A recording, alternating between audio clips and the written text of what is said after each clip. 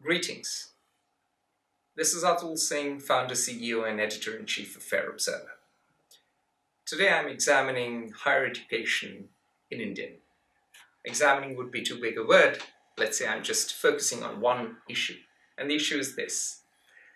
Indian parents spent a fortune sending their children to coaching institutions that are all private so that they could get into elite, state-subsidized higher institutions of learning, such as the Indian Institutes of Technology.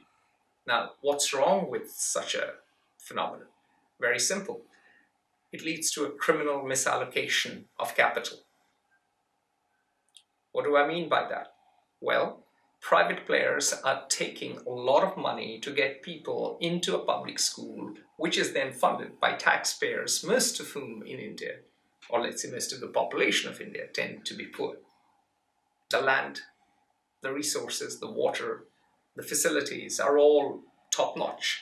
And yet, the ironic thing about Indian higher institutions is most children don't want to be there. They were burnt out at IIT.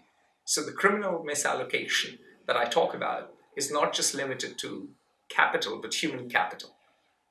As a result, you get people in IITs who don't want to be engineers. You get people in medical institutions who don't want to be doctors. You get a culture of getting by, a culture of mediocrity, a culture fundamentally of disinterest in the subject people are studying.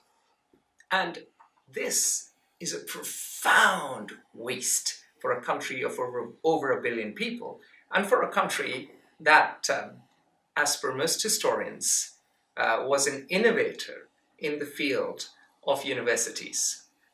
So if India has to become a modern functional nation, the first thing it's got to do is sort out its education system, and perhaps the second thing it's got to do is sort out its higher education system.